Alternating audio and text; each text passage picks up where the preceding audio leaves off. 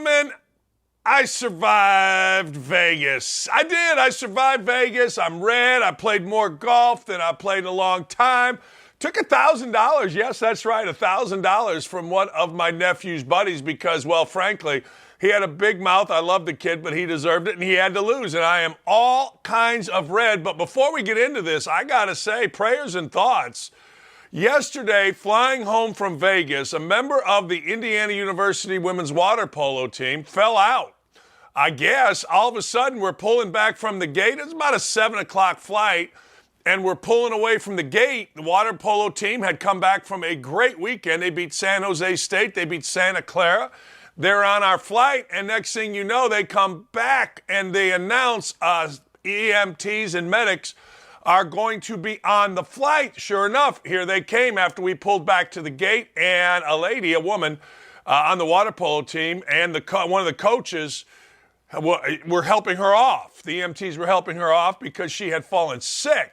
And I got to tell you, I was watching the women's water polo team as we were at the gate. Man, those women were studying. Those women were awesome. So I hope and pray that the young lady, I didn't ask who it was, it's none of my business, that kind of thing, but I hope and pray that she is all right. All right, let's get to it. What a huge weekend in the NBA, but we got a couple stories.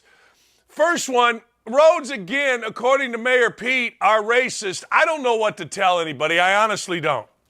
I don't know what to tell you. I don't know what to tell a soul.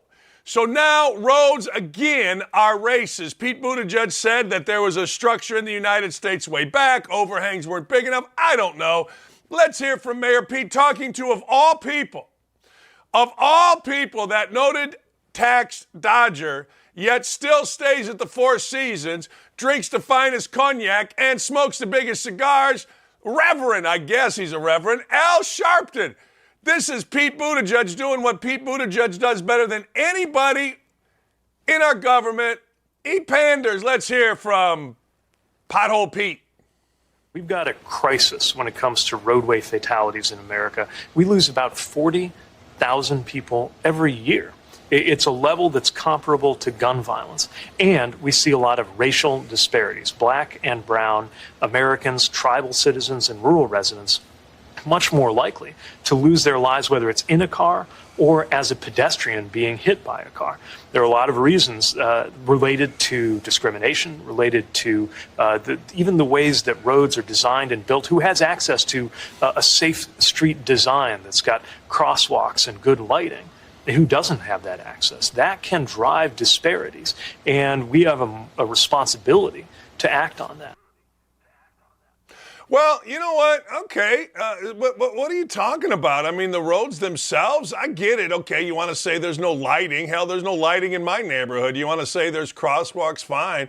But the design of the roads is racist? I mean, what are we doing here in this country? Why are we always pandering? Why? At one point, do African Americans like Al Sharpton say, hey, wait a second, Pete, you're just pandering? I get it. You're all Democrats. If I was Sharpton, I'd be like, look, son, sit down here. You're just pandering here. Explain to me, okay, you want to say that maybe these lights get fixed, those lights get fixed, but you know what? In 90% of the cities, it's a Democratic city. So get off your backside and fix them. No? I think so. I do. I think so. But that's not what we do. We just pander. We just get in front of a camera. That's all this guy does, Buttigieg. I mean, he's a mayor of a city, and he didn't do any good, and now he's sitting here, and all he does is, whenever he's speaking, he just panders. He doesn't have any solutions. We got to do, all right, you're 2 years into your job here. What have you done? Have you fixed the racist roads? Have you fixed the racist design of the roads? I mean, is it the same racism that is in rural communities, that is in cities? I get confused. These guys drive me nuts. I tell you, it doesn't drive me nuts. The NBA playoffs. You guys can get mad, glad, angry, or sad at me, but my buddy Mike Paulson and I were sitting in a restaurant in Vegas. And on this TV at this restaurant, we were sitting at the bar. We had a $32 hamburger, cheeseburger, bacon burger. And I never had a $32 burger in my life. And I got to tell you, it was like John Travolta in Pulp Fiction. I got to taste a $5 shake. I got to take, it's a $5 shake. I got to taste a $5 shake. Have you ever seen Pulp Fiction? But I'm sitting there and I'm like, all right, well, you know what? It's damn near the cheapest thing on the menu. It's just in a little American-style restaurant. And all of a sudden, on this TV was a UFC fight. On that TV, Golden State and Sacramento. And I got to tell you, the Golden State-Sacramento game, now it's in Vegas, so there were Vegas, Sacramento people, I'm sure California people. That TV, with no sound on, had the entire joint jumping because it was one of the best basketball games that I think I've ever seen, and here's why. It was boom, make. You don't make, I'm going to make. Whoever misses loses. Mitchell Wiggins or Andrew Wiggins missed a right corner, three, which would have basically won the game for Golden State. De'Aaron Fox was great, 38 points. Steph Curry was great. They took 53s, Golden State did, 50 of them.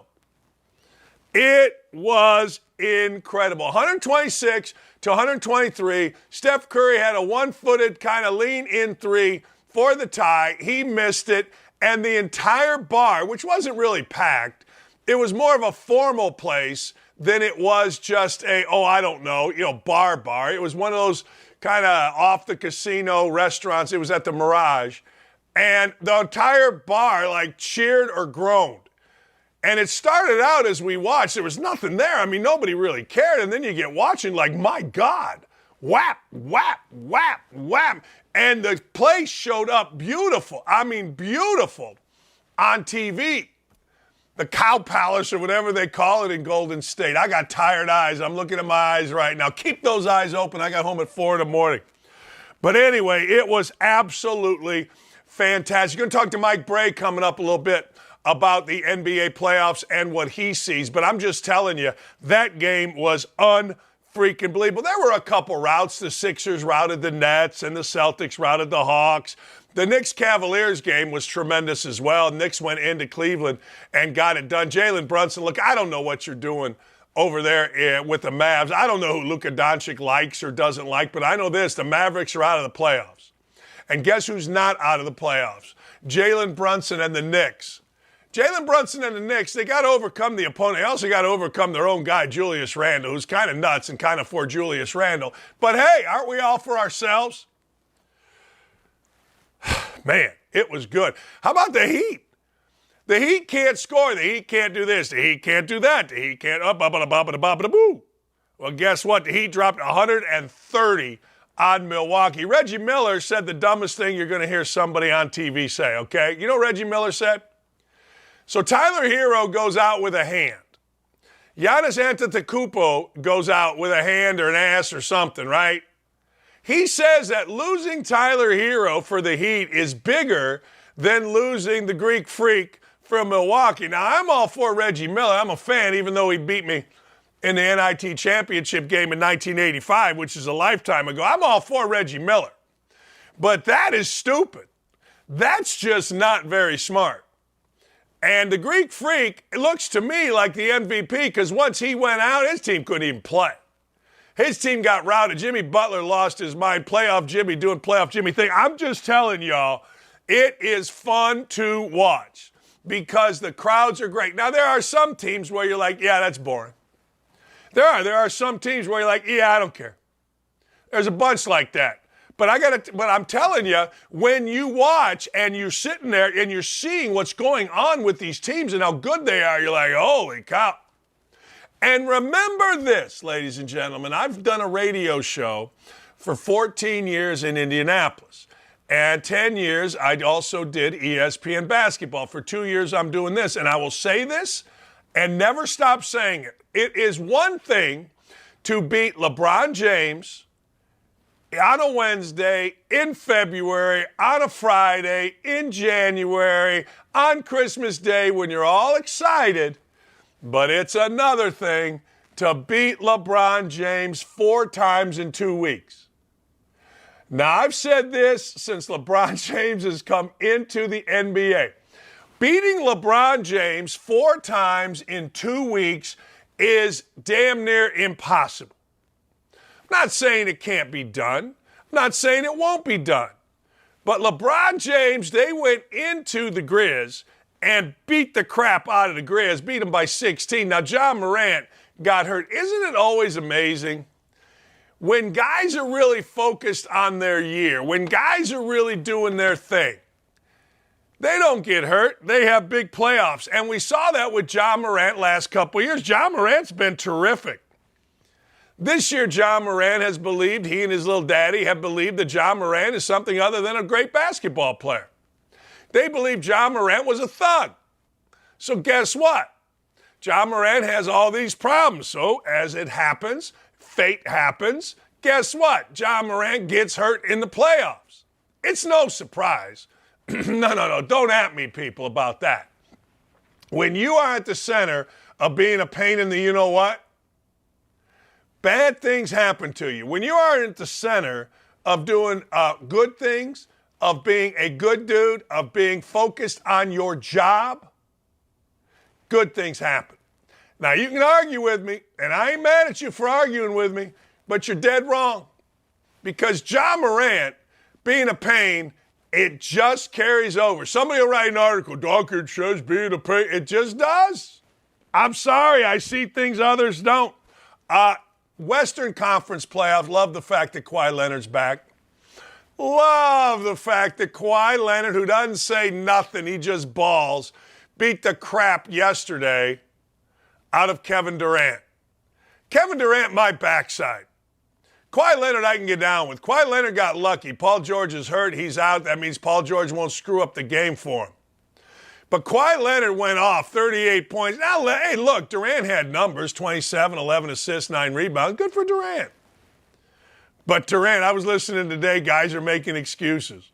Well, it's a feel-out game. Well, he's learning how to play with other guys. Well, yeah, okay. Whatever. Chris Paul, 7 points, 2 for 8 shooting. And and Kevin Durant. I've had enough of Kevin Durant. I've had enough. If it comes down to Kevin Durant or Charles Barkley, I'm always going to side with Charles Barkley, and it ain't going to be close. Why would it be? Charles Barkley's the man, and Durant has said too many mean things to him. I was really glad to see Eric Gordon of Indiana get in the playoffs. Feels like he's been in the NBA for a long, long time and has never been in the playoffs. I like that. No, I like that a lot. I think that's good. And Eric Gordon hit a big shot. Speaking of big shots, no, Russell Westbrook hit none, 3 for 19, but man, did he make plays at the end. Holy cow, did he make plays at the end. Ladies and gentlemen, here's your deal. If you want to watch the NBA, and I think this is what made the NBA so interesting the other day, I did it with the sound off. I did it with the sound off, which meant I didn't have to hear the idiots. Yeah, I know Hubie Brown's the best. Yeah, I know. Doris Burke is awesome. Yeah, okay, right. All right, fine. You know what I mean? Yeah, I know. It is amazing that Hubie Brown at 89 years old is doing what he is doing. Or 89, is doing what he's doing. It is. But, I mean, this Doris Burke is great. She's this, she's that. Oh, okay. All right. Yeah, okay. Pull this and plays jingle. Everybody's great. No, seriously, everybody is great. No, they're fantastic. Mike Brey is going to join us coming up here in a moment. Look, the sound was down. Guys were freaking balling. I mean, balling to the point where everybody in the restaurant was screaming and yelling one way or the other. Golden State and Sacramento. I think it's the first time I watched a Sacramento game since freaking Minnesota was playing. The great Mike Brey got the big gray beard, the glasses, looking like a retiree down in Florida. What are you doing, boss? Fill us in. What's going on with you? You know what? I turned a computer. I want you to see the snow in South Bend behind me. I mean, wow. Please, Danny, you got to get me out of here. Wow. Please, pay the ransom. Wow. Please get me out of South Bend. Pay the ransom. The Pope has said I can leave Notre Dame after 23 years. Please get me out of here. Wait, Mike, when I last heard you were going to be the head coach of South Florida. What the hell? I know. It's not snowing. It's not snowing. I was trying to wrap my arms around that one because of location, and I got my grandchildren down there. But I'm going to stay away from this college stuff for a while and figure something out. Mike, make them pay you. Whatever it is, I don't care. Coaches' contracts. When I went into broadcasting, my brother, who's a contract attorney, said, just understand one thing. You will never sign a contract as great as a coach's contract, where they just keep paying you no matter, you know what I mean? Hey, that we have stolen for so long, and I no regrets. That next young generation of guys, when I saw them on the road last summer, I said, fellas, don't you dare complain because we've been stealing. Hey, all right, this is my sleuth-like Indiana University education. I heard you say you're going to stay away from this college thing. Are we looking at the NBA? What are we doing here? That does intrigue me, Dan. It really does, and have spoken to some of the people. There's movement, obviously. I've kind of watched the NBA more the last month. I know you probably were like this when you're a college coach.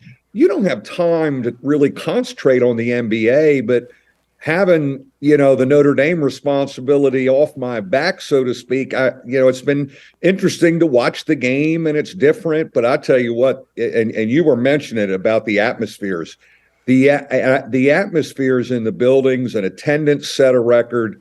It is a show. And I guess I kind of knew that, but concentrating on it, my gosh, is it exciting to watch. Mike, here's what I said. I said I was in Vegas this weekend playing golf with a bunch of clowns. By the way, I took $1,000 off a guy yesterday. He got a little drunk and started betting too much money, and next thing you know, he had a Venmo. He had to send a couple of Venmos, but I digress. Night before, a high school teammate and mine were out there, and we're sitting in this restaurant. It's not really a bar. It's a restaurant off a casino. Nice place. And there's no sound on the TV. And, Mike, that Sacramento Kings Warriors game was going on. And the whole frickin' place was one way or the other. I had no dog in the fight. I ain't betting. I'm just watching. And I'm screaming for De'Aaron Fox, right? That's kind of good stuff for basketball guys right there. Oh, man, that's what it's all about. You're right. I watched all day Saturday, all day yesterday, 2 great days of playoffs. And you're kind of catching up and going, hey, I recruited that guy. Of course, I didn't get him. Maybe that's why I'm not coaching at Notre Dame anymore. I didn't get him. But I remember that guy when he was 14 and a knucklehead. And now he's hooping, in Sacramento or Golden State or Atlanta. So, no, it's interesting. And certainly this time of year is exciting with the playoffs. Mike, I want to talk about Pat Connaughton. I did not know this. So Connaughton comes. He was a baseball player. Last year, maybe his year before, like he's even this year, he's balling. All of a sudden, I look and he's not playing. I didn't know if he was hurt or not, but that's it happened to my son's roommate, Duncan Robinson, signs a big deal. Everybody wants him with Miami. Now he's not playing. What the hell is going on here? It's interesting. I got to give him a call today. They said ankle, but you look and they've got some other guys in that rotation now, and I wonder, like Duncan, has he been pushed down? Now, the one thing about this guy, he's so unique. I would not put it past him because he's already won an NBA ring to try and pitch for the Orioles someday. I swear to God, this guy is so unique that he may go, well, you know what? I'd max this NBA thing out. Let me go throw it 98 for the Orioles and see what happens. I wouldn't put it past Pat Connaughton. You and I both know guys that played football. I bet you at Notre Dame, there's like every football player was like, hey, coach, I could be in the NBA. Hey, coach, I could play. You know what I mean? It's all. But Connaughton was legit as a guy that could do what you just said. This isn't made up. Exactly. Drafted by the Orioles after his junior year. throws it 98 to 100. He's just a big old freak of nature, doesn't have a whole lot of that. I would say, what's the scouting report on him? I said, well, still got to get some other pitches and everything. But I'm telling you, this guy is so unique, and he's got the ring already. Now, he has locked in for a hell of a contract, but, a great pitcher, what is it, 10, 12 million, 15 million? If anybody could pull this off, it would be him, but he would leave us the day after the basketball season and go pitch for Notre Dame baseball and be fine. Just unique dude, man. See, I think that stuff is so cool because that's what you did in high school. You know what I mean? Hey, the season's over, you go play baseball, or you go run track, or you go do whatever the hell it is that you do, but you're not sitting around. No, the old multi-sport guys, there's just not many of them. And you're right about football guys. Those guys are always in my gym, the football guys, and they all think they can hoop, and all they do is travel and foul each other. I was like, fellas, put your shoulder pads on and go knock the hell out of each other. You can't play basketball. I remember Randy Moss when I was coaching against Marshall. Randy Moss, we had a big rivalry for it because I'm a big mouth and whatever. And he's like, Coach, I tell you what, I'm coming out for basketball day. He was at the game. I'm coming out for basketball day. I said, I hope so, because I heard you screw up teams. He was like, no, that's a great point. Hey, Danny, I did want to say, and you know him well because he's an Indy native. We're really excited about Micah Shrewsberry. What a great hire for us up here. Cathedral High School, Indianapolis. Jack Swarbrick and I, really the last 6 weeks, that's the guy we got to get. And I give my AD a lot of credit. We got him. He's up here and making it work. I'm really excited for the program to have Micah. I'm looking, the season's just over. You got snow in the background. We got NIL. We got transfer portal. You're not missing nothing. You're not missing it. It's funny. I saw on the ticker yesterday about the big kid from Syracuse going to West Virginia, and he made a comment. I'm like, I can't even look at it. Don't tell me about it. I don't want to hear about it. It's so refreshing not to deal with an admissions office, NIL, transfer portal. I did it. It was great, but I got nothing left in that tank. Hey, honest to God, let's talk a little NBA. I have said this for years, and I'm curious your thought on this. Regardless of how old LeBron James is, you probably saw him when he was at St. Vincent, St. Mary's, and one of the things that I always said, I recruited his high school. 2 of his teammates ended up going to Akron. Everybody in that high school, and I talked to everybody, cafeteria workers, janitors, everybody at that high school just raved about LeBron James, even when he was driving a Hummer and everybody around him was losing their mind. Correct? Now, it was amazing. And what broke my heart, Danny, you remember on the front of his jersey, it said Irish. And I would look at that and go, but we got no shot. But we got no shot. And you know what obviously, other than the basketball talent is just off the charts. But what a good dude, man! What a family man! What a great guy! Like, he comes to the Peach Jam to watch his son play. He talks to all us knucklehead college coaches and I just so impressed with how the grace that he's handled his career with. Mike, when you sent Urban Meyer over to Bowling Green, one of the first times we had a conversation, he goes, hey, we're in my backyard. His backyard butted up against mine. He moved in next to me. And we're just having a beer. And he goes, hey, man, how good a player is this LeBron James kid? He's the best wide receiver in the country. I go, the kid from Cleveland? I go, how good?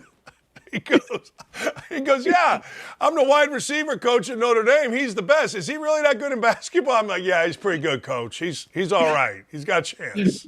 Yeah, put that list away. And you remember, Danny, you and I have kidded about this. When Urban came in my office and said, Mike, let me get Bowling Green. And, I said, well, I said, I'll tell you what you do.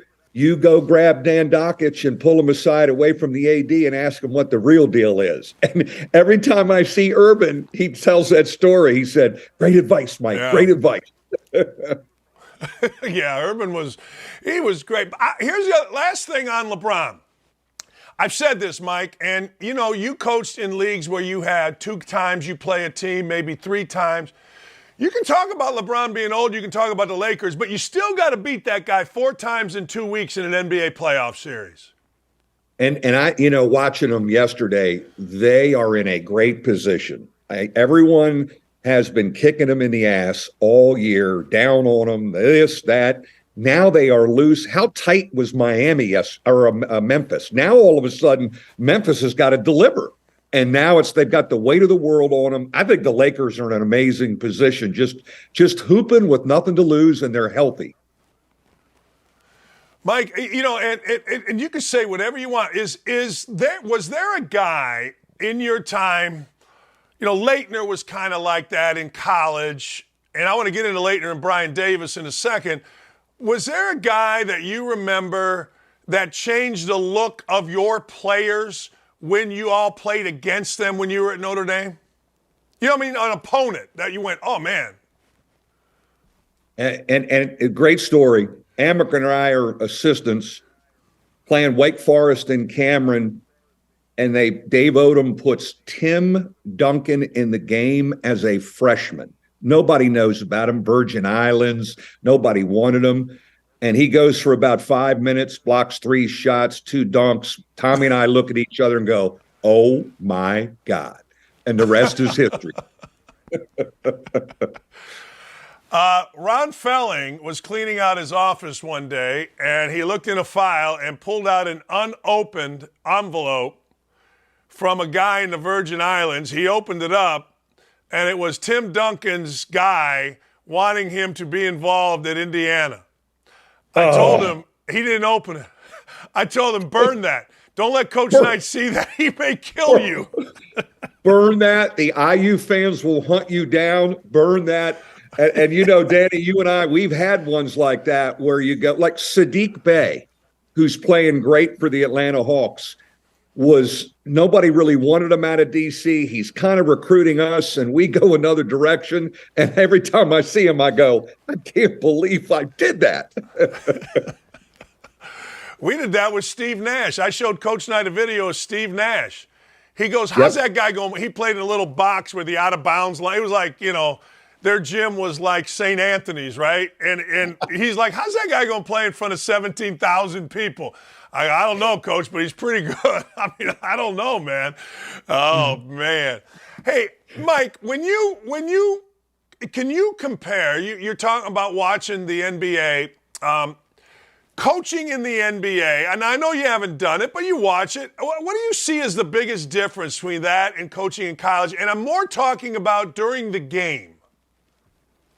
Yeah, the interesting thing that I've found, I'm watching teams because there's so many possessions with a 24-second shot clock and a 48-minute game as opposed to 40.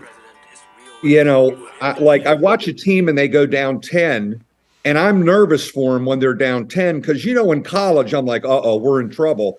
And the NBA coaches are like, all of a sudden they're back up 1. Because of the number of possessions in a game is interesting. They're really good at this, side out of bounds, under out of bounds. They really have good stuff, in that sense of it. But it's just the number of possessions. Like a college game, the average would maybe be 68 to 70. There's over 100 possessions in an NBA game. So, I guess you can swallow some bad shots because you're going to get the damn thing back and get another chance. Mike, 53s yesterday or Saturday night, I guess it was, for the Golden State Warriors. Now, I know that's their thing. Are we becoming – I don't know how to put this. I don't know what we are becoming. But is basketball becoming a little too three reliant, or where are you at with that many threes, that type of offense? That's a great point. And to concentrate on the league the last month, you hear the coaches and it's really a philosophical thing. This 3-and-D guy. We want a 3-and-D guy, a guy who can guard and a guy who can make threes. And it seems to me that's the trend. And just hearing a couple coaches talk about, we want to shoot more threes. Here was an interesting point I heard a guy say, and I never thought of it like this.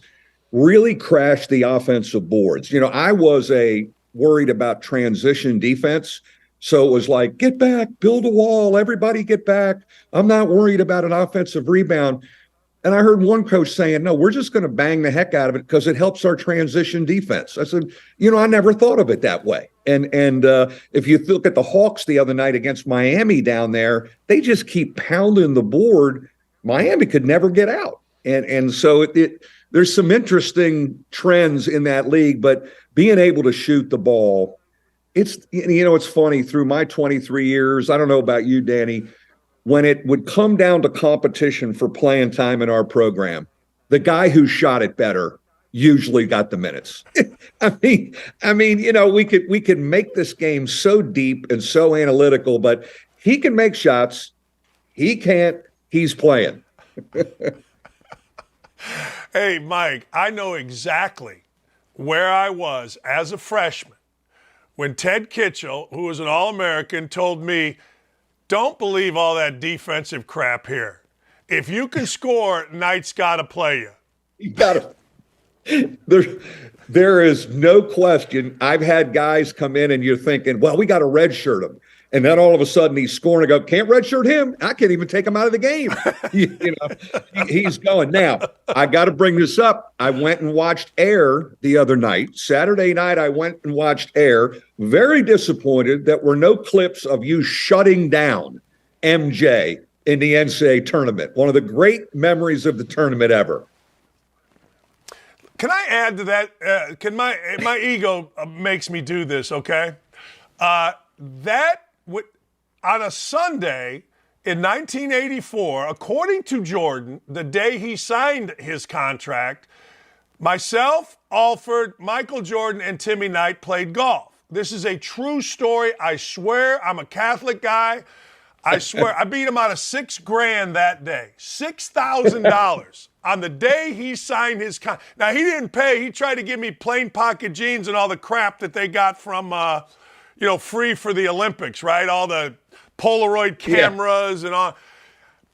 So I'm like, maybe that'll make it in the movie, right? The day he's on the tee box, fifth hole at Bloomington's college golf course. He's like, hey, man, he goes, you want to bet more, Dakich? I go, I'll bet you whatever you want.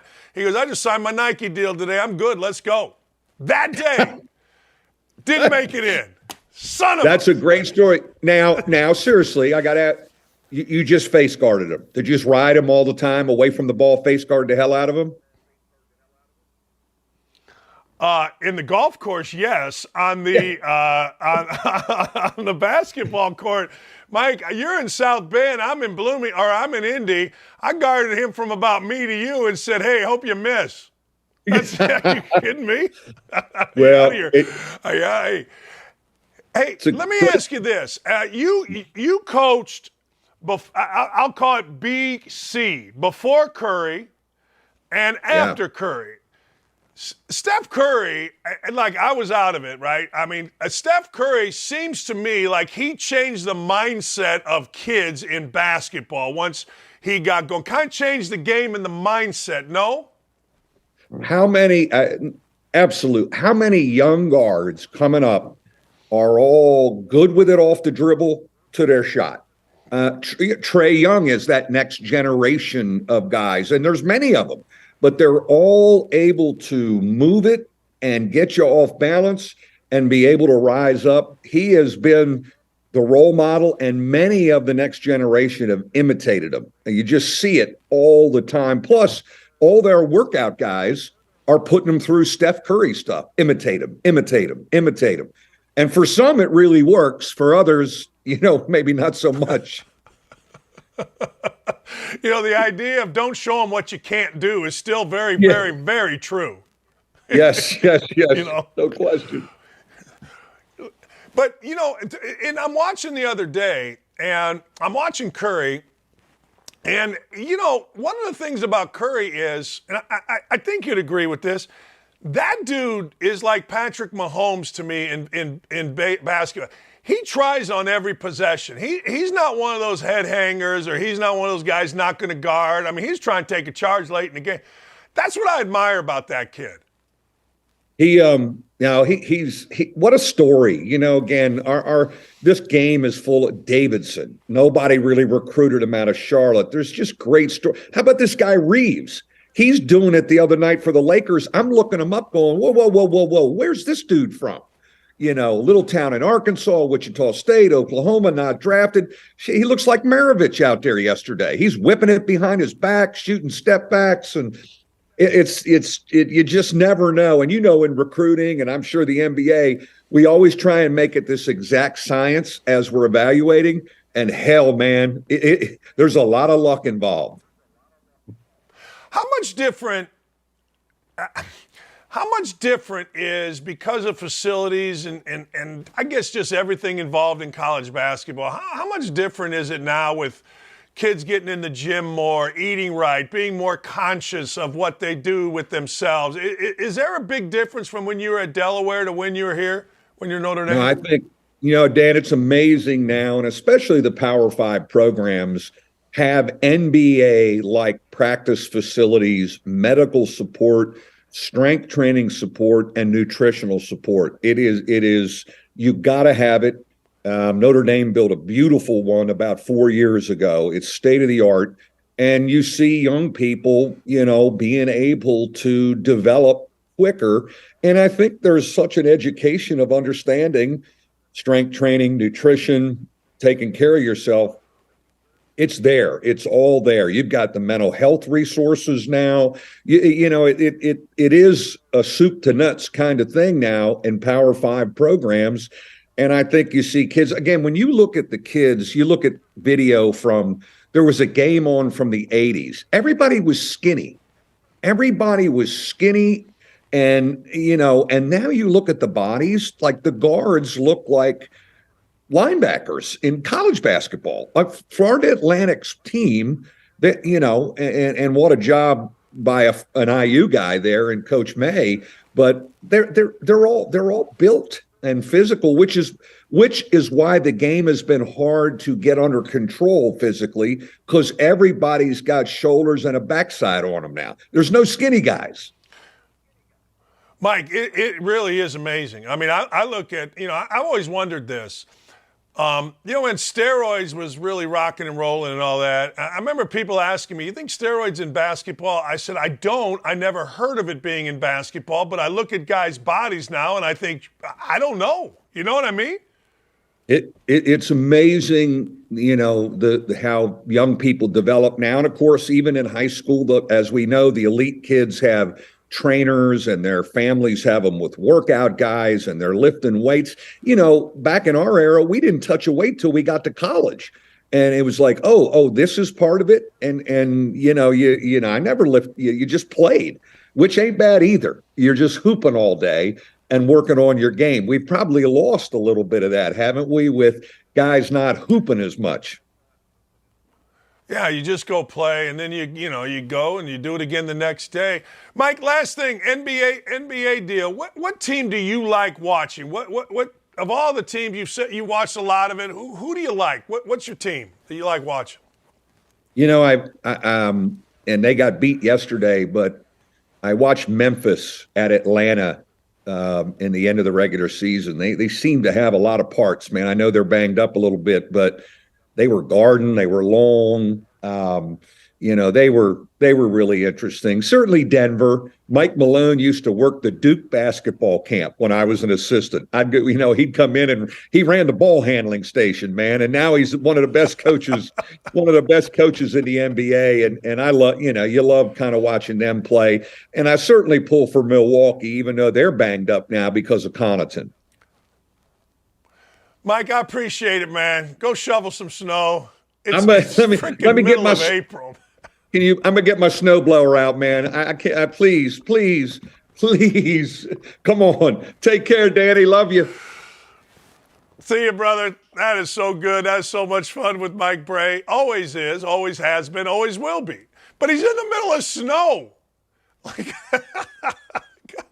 Granger, Indiana, I'm telling you, it's the worst weather in America. Now, he doesn't recruit there anymore, but when you drive, my hometown was Maryville, Indiana. It's over here in the northwest corner.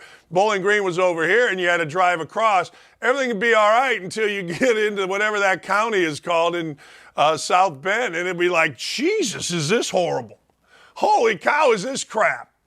But anyway, Mike Brey, nice enough to join us. All right, I got a lot to get to. Some biggins were throwing down. What is it about women and fighting at baseball games? And, of course, we're going to talk a little golf. Coming up, we got Chad Withrow. We got a bunch to get to. Stay right here.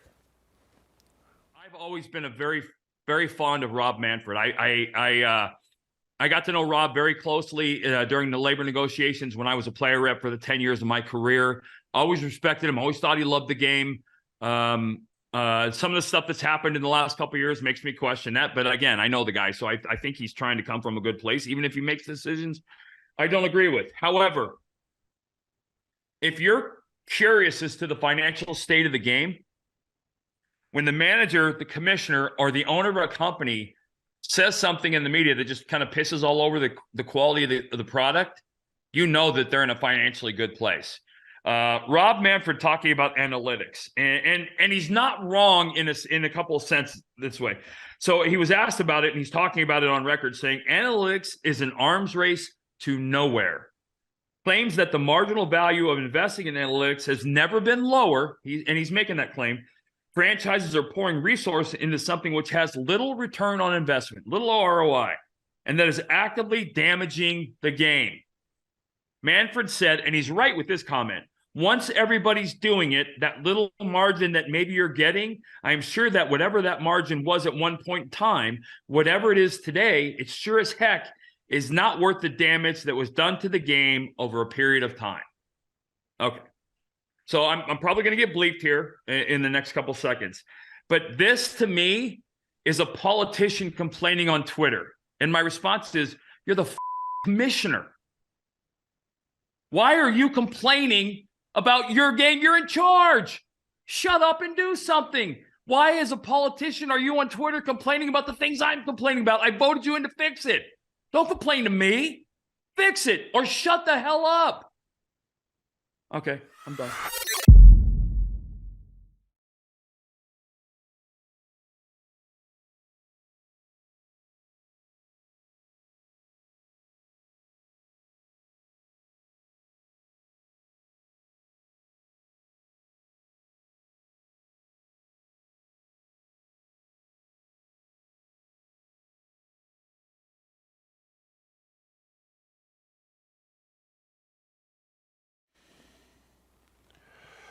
Look, it's become all the rage, and I don't understand it. The biggins, big gals, the gals throwing hands at baseball games and sporting events.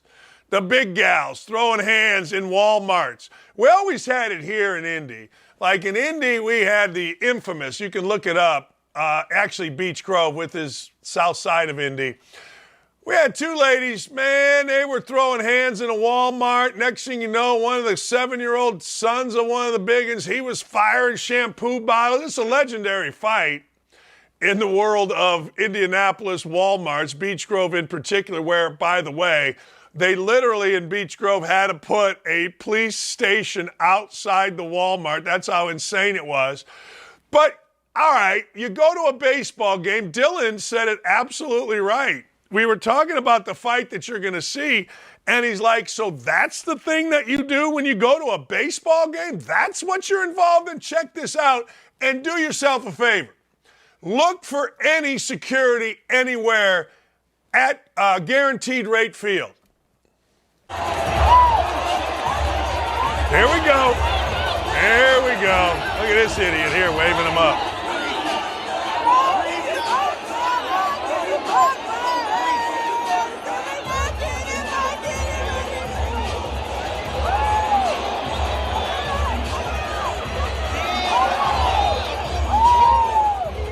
Where is any security? Any. It's not going to end either. This is going to stay there for a little bit. It is going to continue.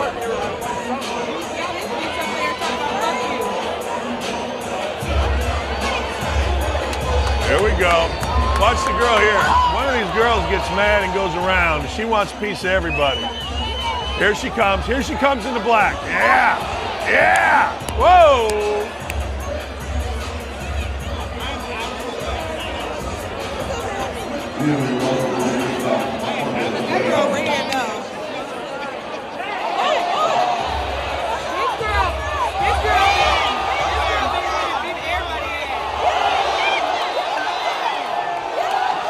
It's, look at, oh, a left bite. Oh, and then we're tackling him. Here we go. Where's security? There is nobody there. Nobody.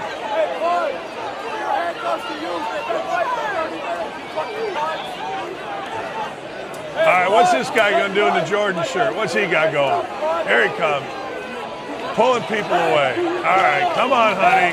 Time to go home. Look at the girl in the black. She's regrouping.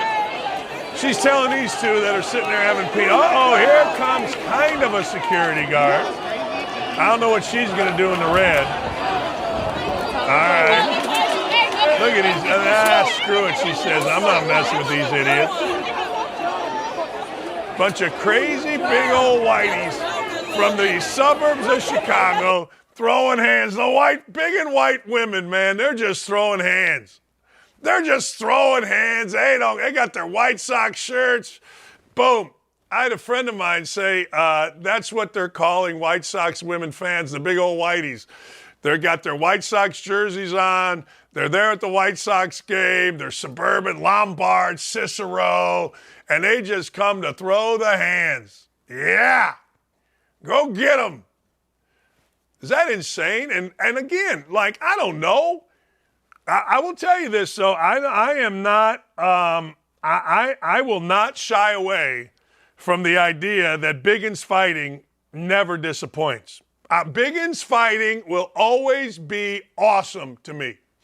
I mean, there was another one in the outfield on the same day. Same thing, big old white women from Lombard, Cicero, Brookfield, just throwing hands, beating the crap, and it never ends. It doesn't end. They just keep fighting. And there's no security. Used to be, true story, a friend of mine, we were up in the upper deck at Comiskey right field, and he got in a fight with a guy, and they took them both to jail in Comiskey Park. There was like a little cell, and I'm like, what do we do? We got to go get them. It will never, ever, ever, ever, ever disappoint. And, you're making fun of people. Well, yeah. You don't think those people need to be made fun of? You don't think those people need to be publicly humiliated? You're out of your freaking mind. I can't make fun of them enough. I can't call them idiots enough. Not even a little. Not even sort of. I saw this the other day. Actually, Aaron sent this to us, and I loved it. A little bit on the Biden administration. You got this one, Dylan? I love this. This is one of my favorites.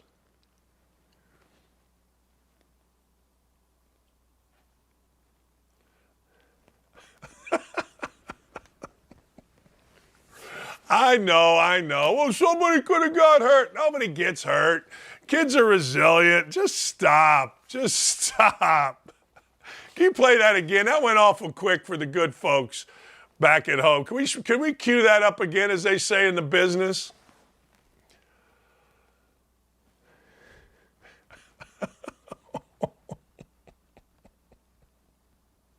Look at these two. I think the one right there was lucky to go down before the other one. Whoa, that could have hit him right in the head. I know we're not supposed to laugh. I know the world is so serious. I know we're all supposed to get angry. Whatever. Look at that. That's good stuff. I'm sorry. Hey, yesterday the golf was good. We were talking about Jordan Spieth. No, Jordan Spieth had not one but two putts to go ahead and win the daggone thing. He did. He had two putts. One looked like it was dead in.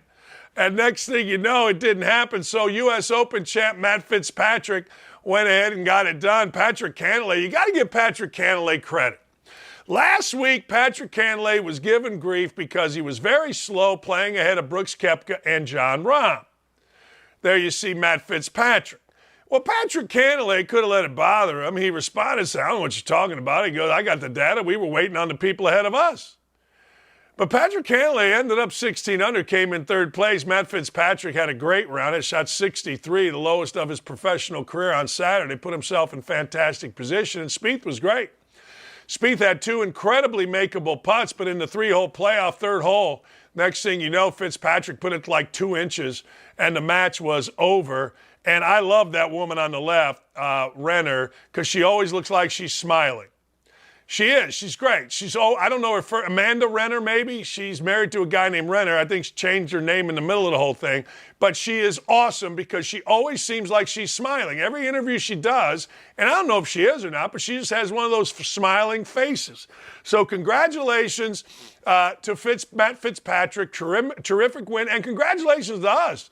Because on a Sunday afternoon, that was a lot of fun. All right, Cody Bellinger, you remember him.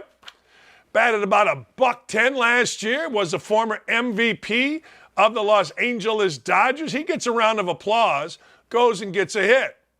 All right? Steals a home run in the outfield. Actually, he's left-handed, so I think, so maybe it's that way. Second time he's up, he gets a round of applause. He gets a standing ovation, and he wants to take it in a little bit. Who can blame you? You only come back to where you had great success one time. You don't get to come back a first time except once. I mean, makes sense, no? Of course. So Bellinger figures it out. He's like, hey, you know what? They're going to give it to me, so I'm going to take a moment here, except, ladies and gentlemen, and people are mad about this, I am not, the pitch clock. The pitch clock got him. He was not in the box quick enough. It was a pitch clock violation. Now, some people are saying that's unfair, and maybe it is, but I don't care. Baseball is better. Baseball is markedly better. I'm going to get the numbers coming up here tomorrow, and I'm going to take you through them. But baseball is so much freaking better right now, it's not even close. Like, it's not even close. People are enjoying it more. People see a more condensed, action-packed window to watch the game. So if once in a while something comes up like this that's controversial, you know what? I don't know. I got news for you. Listen to this. The Shanghai Sharks. Remember these two names? Eric Bledsoe, Michael Beasley.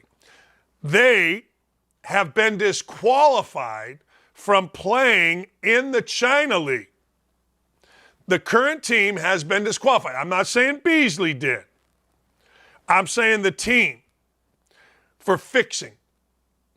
Point shaving fixing. Listen to this. The Dragons, which was the other team, were leading 100-96 2 minutes ago, but the visitors committed 5 consecutive turnovers, 10-0 run from the Sharks, who won 108-104 to clinch the series, reach quarterfinals. Both head coaches and GMs were banned from the Chinese Basketball League, and they were fined. So, I mean, you got to be a little less obvious than to make 5 consecutive turnovers. 5. Oh, we're not fixing. Oh, we're not. What? What? Nuh-uh. Nuh-uh. No, we're not. You are. 5 straight turnovers. Oh, man. All right, let me get back to the script. This was interesting. Weird world we live in. Yankees pitcher, listen to this. Dominique Germain was told to wash his hands during today's game after a sticky substance check, and he didn't comply. So the Yankees pitcher didn't go wash his hands. Now listen to this. Rocco Baldelli, who is the Twins manager, came out to complain, and he got ejected. So the guy that didn't do what the umpire wanted him to do doesn't get ejected. He gets to go on and pitch. Baldelli, who is the manager of the opposing team, goes out there, and by all accounts, again, I don't know what really was said. Of course we don't. We never know what's really said. But Baldelli goes out there, and he says, hey, the heck? What are we doing around here? Well, what they were doing around there was ejecting him. So Baldelli had to take a hike, take a shower, pay a fine, all because he was trying to get the umpires to do what the umpires are supposed to do, enforce the rules. I got to tell you, been a tough year, and it's early. Been a very, very tough year for umpires. Very, very, very tough year. They'll figure it out. They'll be back in business, but this ain't been great. Let's put it that way. Not so far. All right, this is tragic news. There's a guy named Mikey Williams. Mikey Williams is a star recruit. At one point, he was probably top 15, 20, whoever you want to believe, in the country, and he signed with Memphis. Mikey Williams is also a viral TikTok and social media star. Kid's out of San Diego. So you think about it, here he is, time of his life, season's over. He's getting ready to second semester, senior year, probably go to prom, hang out. Next thing you know, Mikey Williams is in jail. Listen to this, felony weapon charges, 5 counts of assaults.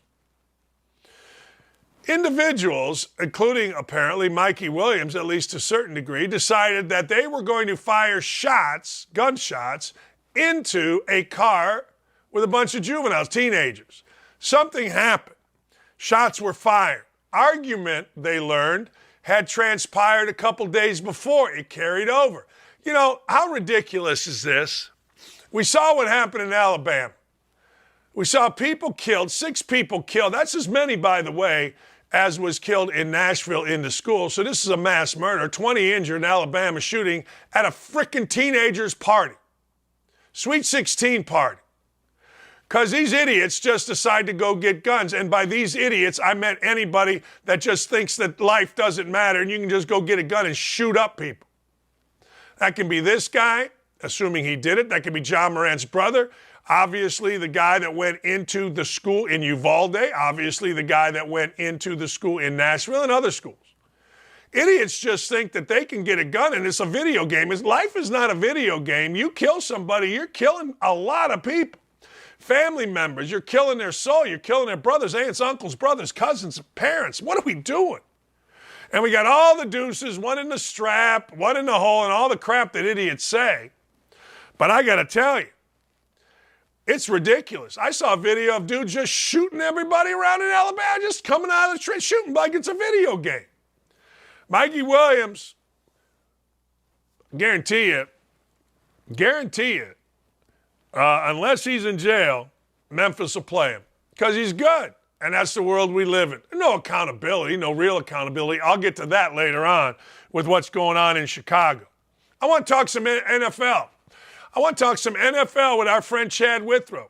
Hot mic, Chad Withrow, 3 to 6 Eastern, 2 to 5 Central.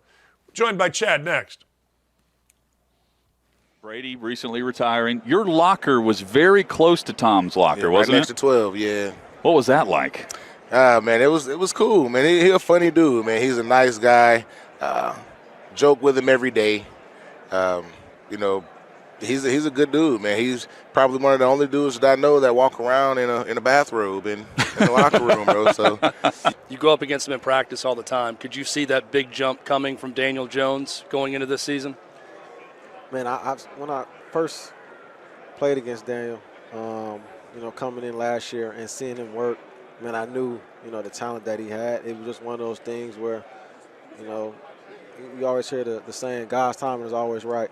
It was just one of those moments where you knew eventually it was going to click and everything was going to work out, not just for him, but for us as a team.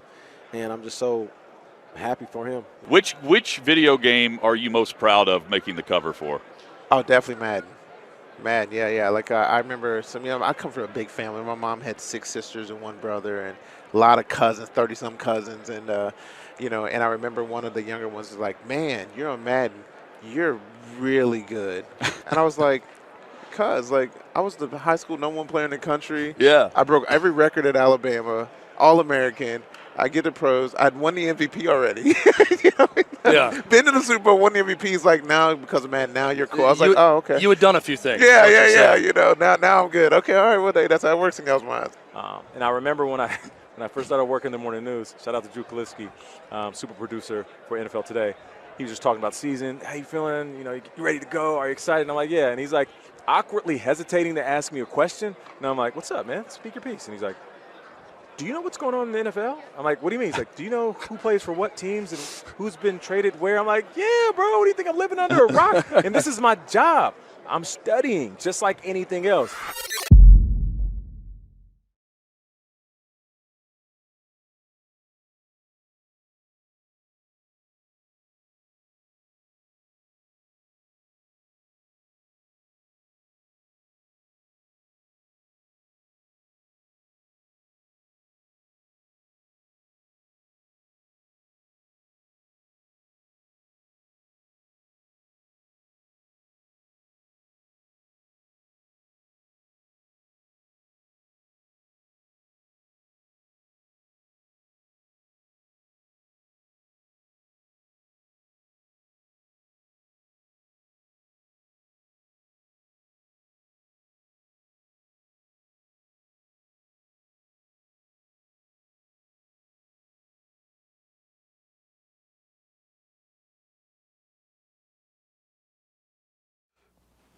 All right, you know him, you love him, you hear him.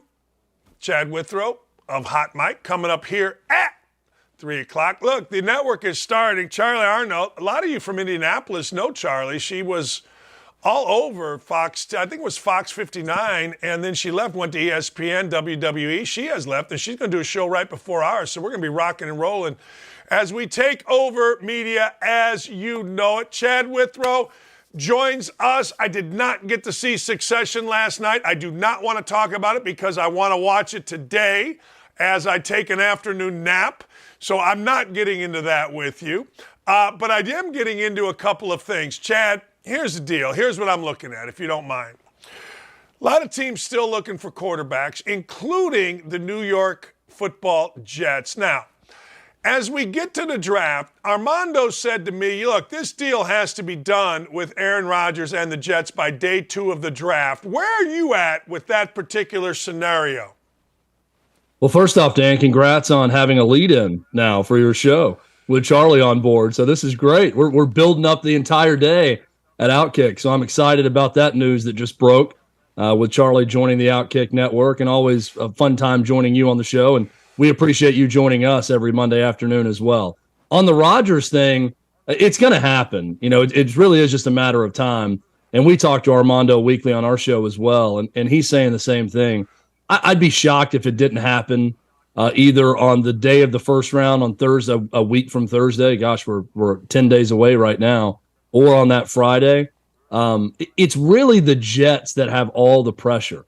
And people don't believe that when I say it, but the Jets have outwardly stated that Aaron Rodgers is their hope.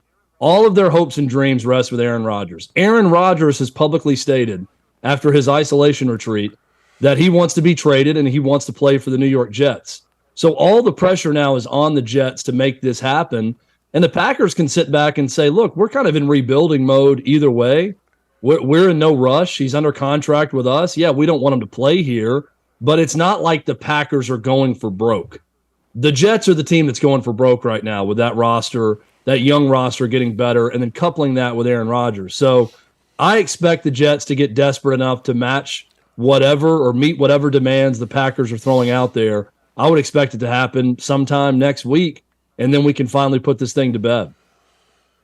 See, I like the fact that the Packers are not just giving this guy away. It's seemingly, you and I aren't involved in the meetings, but it seems like the Packers are saying, yeah, this is great, but we're not giving this away. We got leverage here, and they do have leverage there, assuming Rodgers wants to play. Absolutely. I mean, they're saying, look, you've stated it, he stated it, so come get your guy. Here's the price. Meet the price, and you've got him. You know, we can move on, and you can have him. But I think it's a point of strength right now for Brian Gutekunst and the Packers to say, we could also just keep him under contract, and then you could be a failure. I mean, think of the failure that will be the New York Jets if they state this is what they want done. Their social media team is tweeting cute little things about Aaron Rodgers joining the team, and they're retweeting links of the McAfee show when he joins, and then they fail to make it happen. That's what I mean when I say all of the pressure is on the New York Jets to get this thing done. And I think they will make it happen, even if it takes giving up something they don't want to, which is another first-round pick in this deal. I think it's going to happen sometime next week. I was reading up on it. It's really interesting, this quarterback thing between Bryce Young and C.J. Stroud. Here's what's interesting to me. I'm watching all this, and I'm saying, all right, I want to hear from somebody that one of these two guys is the generational quarterback, is the must. I don't get the impression. I get the impression both of these guys are going to start and play a long time and all that kind of stuff. But I don't get the impression that these two guys are in, Andrew Luck, whatever guy you want to name as a great prospect. I don't get the impression these two guys. I think there's a lot of questions here still. So Trevor Lawrence is a recent example that comes to mind. I go back Trevor to Andrew Luck. Yes. Just a can't-miss guy, right? You know that well, Dan, in Indy with Luck. That was another one that was just a no-brainer. He's going to be the number one pick. He's got everything you'd want in a quarterback. Trevor Lawrence has kind of been the next guy. It's been a while since you've had that, but Trevor Lawrence was the next guy. He's got the size. He's got the athleticism. He's got the moxie. He's got all the intangibles and the tangibles you want to see in the quarterback position. And with Bryce Young, I look at him and I say, if he's 6'3", then we're talking about Bryce Young the same way we do Trevor Lawrence or Andrew Luck. But he's not. He's 5'10", and not only is he 5'10", he's got almost a basketball point guard build. He played at about 175 pounds. He may get up to 190, but his preferred playing weight is going to hover probably between 180 and 190 pounds. So he's a light guy. He's got a thin frame. But you want to talk about moxie and intangibles? This guy is a talented thrower of the football. Best way I can describe him. He can throw different velocities. He can throw different arm angles. He can put the ball in tight spots. He can improvise when needed. When he gets rushed, he is almost more dangerous when he can buy himself a little bit of time. He's got all of those abilities. I look at Bryce Young, and I think he's hands down the best quarterback in this draft. And it looks like the betting markets now show that he will go number one overall to the Panthers, which I expected to happen all along, even when the betting market started to shift in the favor of C.J. Stroud a bit. I look at Bryce Young and think he's the best quarterback in this draft, and if anyone is going to be a generational type franchise quarterback, it's him. But I also can't sit here with a straight face, Dan, and tell you today that I have no reservations at all about his size. I do. We've seen shorter quarterbacks in the league fare well, but I look at even Drew Brees and certainly Russell Wilson, and I see guys that were a bit stockier, that had a little bit more meat on their bone, for lack of a better phrase, than what you see with Bryce Young. So I would be a little bit concerned about wear and tear and getting beat up in the NFL. But from a play standpoint and an ability to throw the football and all of the intangibles you want to see in the leader of your team, I think Bryce Young has all of those in spades. And for that reason, I believe he's hands down the number one overall pick. If you were the Colts and things stayed as they were, and it's going to be Young and Stroud, and then who knows, and then, either Richardson, Levis, what would you do? Would you entertain trading down? So if it stays as is, I would entertain trading down because I'm not drafting Will Levis if I'm the Colts. Again, this is just me speaking. I'm not a Will Levis guy. Now, I think what we have going on right now, Dan, is a little game of cat and mouse between the Colts and the Cardinals. All of these reports suddenly have these pundits saying that, oh, it's Will Levis for the Colts. Colts love Will Levis. They're going to be fine with Will Levis. That's who they want to draft. Part of me thinks all of this is being done to get that news out there so the Cardinals believe that they can take someone else because the Colts don't really covet Anthony Richardson. Now, what the Colts need to realize is if they want Anthony Richardson, none of that's going to work. They're going to have to trade up to number 3. They're going to have to trade up one spot and get him because someone is going to jump them and get Anthony Richardson. So I think part of this is whatever the asking price is from the Cardinals, the Colts believe that it's so steep they don't want to move up and get Richardson, even if they want him. And part of me suspects they actually want Anthony Richardson and not Will Levis. But that the price is so steep right now, they're putting all these reports out there through people that they really love Will Levis just to try to get the price down from the Cardinals and what they're going to get in return. Now, the problem with that is, if it's true, you look at where Richardson has visited with the Titans, with Vegas, This week, he's going to visit the Falcons. He's going to visit the Ravens also. These teams all draft after the Colts. So the Cardinals are going to get a bigger loot if they deal with one of those teams that's further back from the Colts in the draft.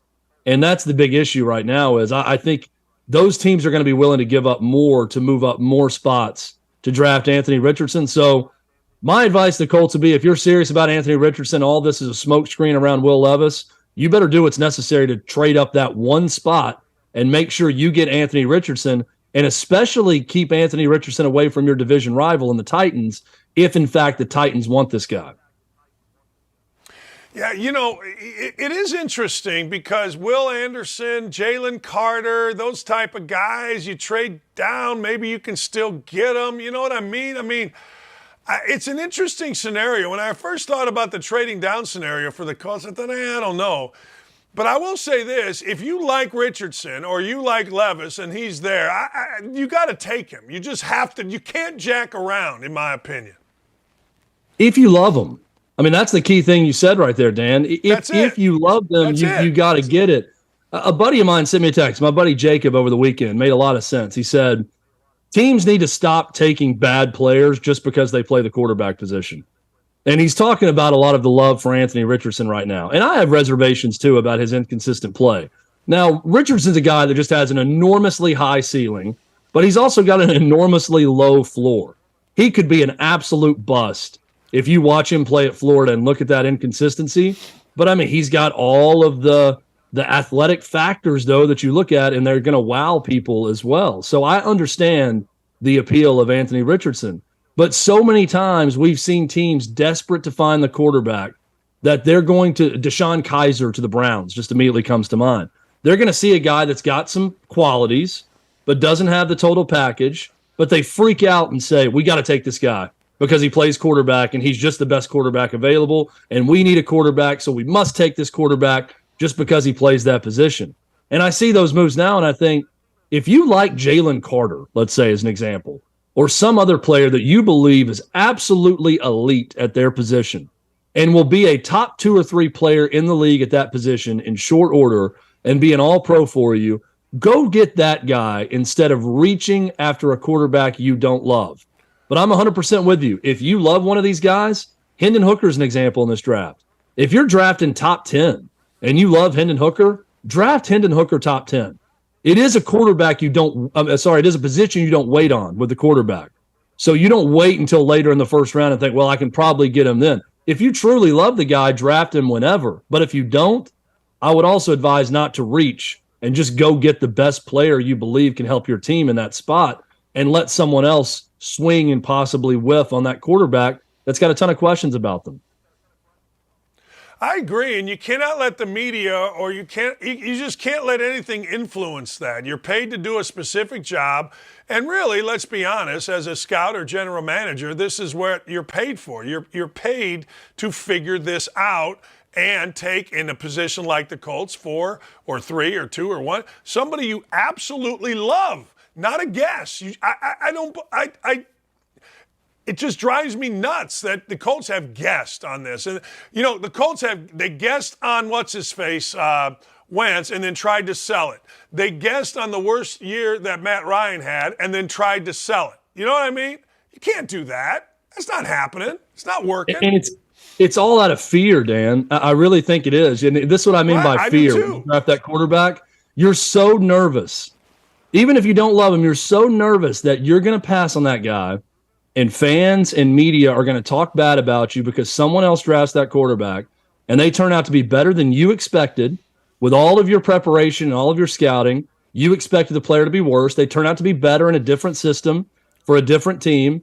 And you're going to be ostracized by the media for being the GM that passed on that quarterback when you needed one. I think it almost takes more bravery to say, we don't like the guy. We don't like the quarterback and we're not drafting him. So we're going to draft this other position that we really believe in instead. I think that's being more courageous and more sure of yourself as a general manager when you do that and say, hey, consequences be damned. If this guy goes to this other team and lights it up, then so be it. But we don't believe in this person based on our evaluation, and we're going to go draft someone that we do believe in. But instead, 9 times out of 10, the GM is going to, out of fear, take that quarterback that's there because they fear the possible consequences if that guy's drafted shortly after that pick and he goes on to be a star quarterback. And you know what? There's a saying in coaching, and I'm sure it's the same in GMing. If you listen to fans, you end up sitting with fans, to your point. That's it. Absolutely. And media. I think also, we're in the business of this, Dan. We're talking for hours every day, you and I, right, about sports, and we're sharing our opinions, whether people like them or not. We're talking about our opinions, but I wouldn't trust any GM or coach that, look, they should listen to everyone. If they hear a good idea, they should use it, regardless of where it comes from. But you also don't want the coach or GM that's taking what the media says or what fan says wholeheartedly and believing, well, I must do that because so many people believe this. Now, if you hear something smart or something you can use, take it from all walks of life, wherever you hear it, whether it be a talking head on TV or a columnist or whatever it may be, but you can't take it as gospel from fans and media when they say it. And I always admire the coaches and GMs that go about their job and do what they feel is best based on their experience and their years of training ahead of what other people say. I totally agree. Bijan Robinson getting a lot of love. I just saw one of these draft guys had only him and Bryce Young as absolute studs, can't miss. You guys have a town where the star, the best player, is a running back. Is it worth taking a running back in the first round? Normally, I would say no. So it's a tough one because I do think Saquon Barkley, you look at him, he's worthy of a first-round pick. Derrick Henry, who you mentioned with the Titans, that's a guy that is worthy of a first-round pick, even though he went in the second round when the Titans drafted him. I just fundamentally, Dan, even when they're great, and Bijan Robinson is a great running back, I cannot draft running back that early. It is proven time and time again. You can go third round and beyond and get a quality running back that can play this position in the NFL. And they are just so disposable right now. And I hate to say that about a position that I grew up loving. That was one of the prime positions in the NFL for years and years, 80s and 90s. Do you have a star running back? It's just no longer the case. There are 3 or 4 guys in the league that are difference makers that when they were drafted are probably worthy of a first-round pick. Outside of that, I can get undrafted guys. I can go get guys late in the draft that can do the job of NFL running back. And because of their workload, because of injuries, it's just better asset allocation to go and get guys later in the draft at that position. And I just firmly believe that. So while someone is going to take Bijan Robinson in the first round and maybe Jahmyr Gibbs from Alabama sneaks into the back end of the first round, if I'm a GM, this is a strong belief I have, I'm never taking a running back in the first round, ever. Never again. Man, you're so right about what it used to be. Like Walter Payton, I'll argue with anybody. Walter Payton's the best football player I've ever seen. I mean, I get it. There's different generations, but everybody had a guy. And Peyton was our guy in Chicago and was, in my opinion, did everything that you need to do. And now, to your point, it's almost specialized. You got to get a left tackle. You got to get, obviously, a quarterback. You got to get a wide receiver. You got to get a cornerback. You got to get an edge rusher. And really, you can fill in everything else. You can't, like the Colts built it from inside. And to a certain degree, if that Burks kid doesn't play really well, Colts and the Titans remain the same team almost. Yeah, and it's just, look, it's very rare you see a team that says when it's winning time late in the game, we got to get the ball to our running back. And the Titans are one of those teams with Derrick Henry. I mean, that when it's winning time, he's carrying the ball in the fourth quarter. And that can be fun to watch, and it's different, and it is a throwback, and I enjoy it, but it's just not reality in today's NFL. Your quarterback is your winning time player. I even look at the Giants, and I think, when they were up against it this year, Daniel Jones had a great year because he was much better, and he was much better in the fourth quarter. Daniel Jones is the guy with the ball in his hands late in the game when you need a drive, and it's not just handing the ball off to a running back over and over. So the game has changed a lot over the years, obviously. Hey, Chad, before I let you go, a couple of things. If you were, let's just say, quarterbacks are gone, all right? People are not, or at least what I've seen, Will Anderson came into the year with all this hype. Did Will Anderson have a bad year, the kid from Alabama? No, he didn't have a bad year. There was the most high-profile game of the year was Tennessee and Alabama. That was one of the highest-rated games of the season. Great game. He was neutralized in that game. I remember being at that game and thinking, I turned to Clay Travis, who was at the game with me, and said, have we heard Will Anderson's name all night? That was also a game where Darnell Wright, who was matched up with him, probably moved into the top 15 of the NFL draft that we'll see next Thursday as a pick because of how he neutralized Will Anderson. So he wasn't great in the biggest game of the year, but he didn't have a bad year. There was a lot of special attention paid to Will Anderson based on his reputation and based on his production throughout his career. I think Will Anderson, Dan, is the classic case of it's just so quiet around him. There's no huge red flags personally with him, right? There's no big off-field issues. He hasn't done a ton to impress since the draft. He's just been sort of static. And the guys who remain static and just really good and maybe not great, those are the type of guys who start to get dinged late in the process. Those are the type of guys that you look up and suddenly, oh, well, there's questions about Will Anderson, when in reality, there's not really questions. There's just silence on Will Anderson. So we start to feel the need to nitpick, I feel like, a little bit with guys like him, even if there's nothing really to nitpick with his game. I love Will Anderson and think he's going to be a great edge rusher for someone. Does Stetson Bennett, 1, get drafted, 2, make a team? He will get drafted. I think it'll be very, very late. I think someone's going to try to pick him probably 6th, 7th round before he goes to undrafted free agency. And I'm going to say, just because I'm tired of betting against Stetson Bennett, that yes, he will make an NFL 53-man roster this season. I agree. I mean, a lot of talk about him. I guess he's moving up. I don't know. All right, my man. Look forward to talking to you guys this afternoon. Thank you. Thanks for coming on. Dan, always fun. Can't wait to talk about your Vegas trip coming up later on our show. Appreciate it, man. Baby, thank you. Yeah, I'll talk about that. At Chad Withrow. There you go. OutKick is absolutely rolling. We welcome Charlie Arnold. You know her, you love her. Yeah, click the subscribe, ring the bell, get the alerts, thumbs up, all that good stuff. We're absolutely rolling on YouTube. We love our YouTube crowd because, well, they bring it every day. They don't mess around. I mean, they got it going every stinking day. And frankly, we have a question out there right now, and this is the kind of stuff that we must know. This is life-changing stuff. I will read this right. Who is the most influential player in basketball? Is it A, Steph Curry, B, Austin Reeves? I will let you figure that one out. I'll let you do that. You guys can do that.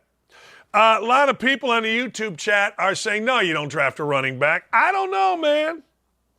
I don't know. We can argue who's the best football player or running back you ever saw. You know, older guys will tell you Earl Campbell.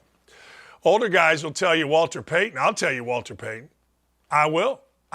Some guys, if you can take out the double homicide, some guys will tell you the greatest they ever saw was O.J. Simpson. Others will tell you Eric Dickerson. There was a time, ladies and gentlemen, where the running back would get it 40 times a game, it wasn't necessarily throw it out to the running back, it was pitch it out to the running back, hand it off out here. Now running backs are here. Dan, can you come coach the Cavs? I'm tired of J.B. Bickerstaff. You're in the playoffs, El Presidente. You're in the playoffs. You lost a game. Jalen Brunson, hard to play against, playing his brains out. The Dallas Mavericks made a ridiculous move getting rid of him. It should have been Brunson and Doncic as a dynamic winning type duo. And now they're in their mode of they're filling what they had. Dan, fans watch ESPN, think they're draft experts. It's done. No one knows who'll be good. They got a guy on there named Matt Miller. For some reason, Matt Miller has always been on my backside. Matt Miller has crushed me every time I've never met Matt Miller. I don't know who Matt Miller is. But Matt Miller's resume is like he was a line coach on a Pee-wee team. And now, because I think Matt Miller built up his Twitter following, I think Matt Miller's now a guy on ESPN. Dan, please let us know what restaurants you dined at in Vegas. You want me to really tell you? I'll tell you. I got there Thursday, played blackjack, went to bed around 9. Friday, got up, played, did the show, played golf, and I'm being literal here. Tee time, first one, Rio Seco, 10 o'clock. We got back at dark. We kept playing and playing and playing. Drank 8 million beers while we were playing. It was one of those days where you had no responsibility. Like, my phone was off. And we kept playing the 8th and 9th hole with a group of 8 at this gorgeous course called Rio Seco. And we got in. I went back, went up to the hospitality room. We had a little suite with a hospitality room. There was 8 guys there. Sat there, looked around, said, nope. Went to my room, took a shower, was in bed by 8:30. True story. I was so freaking tired. I was sunburned. Oh, was I tired. And then Saturday, we got up, had breakfast, every day, Eggs Benedict, really good. Went and played golf, came back, only one round, got back around 5, took a shower, a little bit of a nap, watched some NBA, played some craps. Then my buddy Mike Paulson and I went to a restaurant. I forget what it was called. I could look it up. It's a one-word American place in the Mirage. Had a $32 hamburger, and it was really good. I was in bed by 9:30 that night. Won a couple $100. Won $100 betting, $200 betting on the Kings to win. And then, ladies and gentlemen, yesterday, played, took a shower, went to the airport, sat around. But I got to tell you, the first person I saw in Vegas, I got up to do the show. I'm walking around with my laptop. It's like 5:30 in the morning Vegas time. I'm walking through the casino. First person I saw was a big old, had to be, I'm saying a professional woman here. Big. Just hanging out. Hanging out. The bra was like, or whatever she was wearing was like below the proper nipples. Then she had underwear on that were dudes' underwear, and she rolled them up, and she's sitting in all her bigness at a freaking slot machine. And then I looked, and she's smoking a fatty. A fatty the size of my head. Just looking like a miserable, it was the first person I saw, and I'm like, good for you, lady. God bless you. Good for you. You're out here getting it done. When others are sleeping, money doesn't sleep. Money never sleeps. Yeah. Yeah. So there you go. My Vegas stories have really gone downhill. I've never been hooker guy. I want that very clear. I've never been hooker guy. Never. Ever. I'm not porn guy. I'm not hooker guy. I'm too ugly to be pickup guy. I just hang out guy. Everybody's got their role, right? I'm hang out guy. You want to hang out? You want to have beers till 3 in the morning? I'm your guy. Used to be. I'm your guy. Not doing shots. I probably didn't do a shot of anything in 25 years. Now I don't mind them because I don't pee so much. My doctor told me, beer's going to make you go to the bathroom. Do a shot and sit there. I don't like that because it makes me, I get too stupid. I don't know. But anyway, so I'm hang out guy. But I got to tell you, I got more sleep in Vegas than I got any time at home until last night. But hey, it is what it is. So I'm sleep guy in Vegas. My Vegas lifestyle is not exactly what it should be. But I will tell you this. I was down 500. My brother and I were down to my nephew and his buddy. They're agents out in L.A. They work for CAA. So they had just won 6,400 the night before. My brother and I are down 500. I just saw Sean Black said, scared money don't make money. It's exactly right. We could have been scared money. I have this thing in gambling. You ready for it? I'll share this with you. Anytime I play poker, I hang around, and I always win late. This is since 8th grade when we played a game called Tripoli. I used to win late. Golf, I hang around. Then I birdie number 17 for like a boatload of money. Boatload. Next thing you know, we turned a 500 deficit against a bunch of guys that are great guys that wanted to gamble into a $1,000 profit. That's right. My brother and I both made a grand each, and we made them pay. I felt bad about making him pay, and then I got over it. Die in front of me on the ground from with her brain exposed on the sidewalk in Chicago, but getting doored by a car. What? What? I'm a really fun guy to hang with. I'm a great guy. I'll tell you stories. I'll make fun. You can cut on me. But I got to tell you, Vegas, if I'm golfing, playing all day, I get some sleep. We'll be right back. My primary complaint this week. Well, I'm not complaining about this. It did take way too long. It's been over, but now it's officially not a national emergency any longer. COVID officially ended, signed by our president yesterday, but that was yesterday, April 11th. But on March 18th, Novak Djokovic could not play in the Miami Open. And currently, non-vaccinated, non-Americans cannot enter the country as of right now. In this madness, allow him to play. It is time to even stop thinking about giving exemptions and just open it up like we've all been doing anyway. That's my primary complaint. Weird how suddenly this isn't being xenophobic and hateful when you're blocking people from other countries that come in that don't get a vaccination. Crazy how that works and how it's covered. Look, I'm not going to name the name of this place because I still hold out hope that one day, maybe one day, we can have a fast food place sponsor this show or anything sponsor this show. So I will not out the company I'm talking about right now. But I will just say that I recently had some chicken tenders from a place known for chicken tenders, and they're also known for a great sauce. And the only thing recognizable about this meal that I had was the sauce, because the chicken tenders didn't look, didn't feel, didn't taste like any of the chicken tenders I've ever had from this well-known chicken tender place.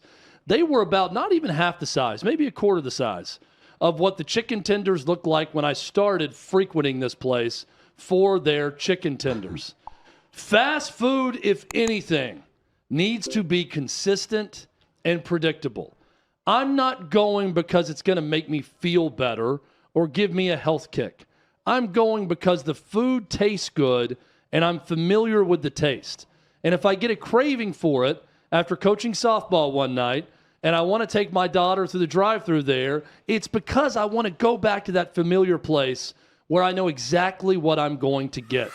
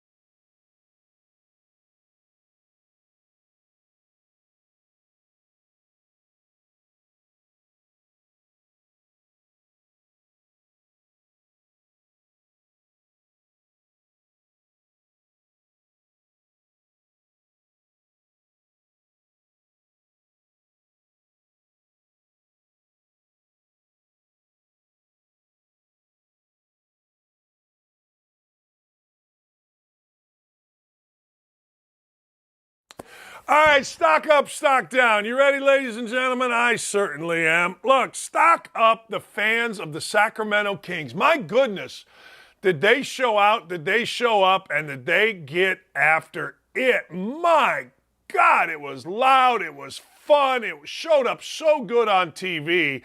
It looked like the Golden State Warriors were encompassed. Now, I don't know why the hell there's a little kid in the front row. Save the kid at home. Get your big purse. You're in Sacramento. Everybody in Sacramento should be standing. I mean, it's not like you're high society in Sacramento. Yes, I understand it's the state capital, but let's be honest. It's Sacktown, baby. Get up, get loud, get crazy, and let's go. That's it. But they did. They really did. And I would also say stock up to the men and women of the Sacramento Kings for building it back. Mike Brown has done a terrific job as a coach. De'Aaron Fox is out of this world. Good to see Trey Lyles out there balling some. But, man, Malik Monk, it's two Kentucky guys leading the way. Both dropped 30-plus, 38 for Fox. It was fantastic. It was fun. It was great. I cannot wait to watch the rest of this series. I do think it's going to be very difficult for Sacramento to win this series. I just felt like, man, did they play great. And I'm going to bet game 2. I'm going to bet on Golden State today, tomorrow, the next day. I am. And by the way, I'm tired of Russell Westbrook. Russell Westbrook, you NBA players are the biggest little batches in the world. You talk crap about everything. You talk crap about everyone. And when somebody says something to you, you whine. Russell Westbrook, heated exchange, coming in, drops the MFer on him. Screw you, Russell Westbrook, and the rest of you NBA players complaining about the fans. You'll be just fine. Nobody's going to hurt you. You'll be just fine, Peaches. Well, man, you can't. Shut up. Just shut up, NBA players. Just go out and ball. You don't need to act like you're tough. None of you are. You should be. I mean, you're the best athletes in the world, and you're built like crazy. But you guys are just such spoiled little weenies. Don't worry about the fans. Everybody's worried about the fans. We got the fans. They're mad. I tell you who should be worried, and I said this when he got him, Steve Sarkisian. Good for Steve Sarkisian. I don't know how many people saw this, but the other day it was a Texas Longhorns spring game. After the spring game, Quinn Ewers, the returning starting quarterback, former number 3 prospect in high school a couple years ago, is and has been named the starter for the Texas Longhorns over highly acclaimed freshman Arch Manning. Now, Arch Manning, because the Mannings are the most popular, and I got to tell you, I'm getting tired of the Mannings. I am. I'm getting a little tired of the Mannings. I don't feel good saying that because I know in Indianapolis, if Peyton Manning says, hey, guys, oh, God, that guy's he's a hoot. No, Peyton's a hoot. And I'll tell you this, Peyton really bringing Eli out of his shell. It's good to see. Shut up. I was in Vegas. There they are, MGM, Manning's this, Manning that. I don't know. But remember this. Remember, Arch Manning is named after Archie Manning. Archie Manning, the father of Peyton and Eli Manning. These are helicopter parents now. Remember, Eli Manning was drafted by San Diego. Eli Manning's daddy said, we ain't playing in San Diego. Eli Manning's daddy orchestrated a trade to the New York Giants. A good move for everybody except for San Diego. Really good move.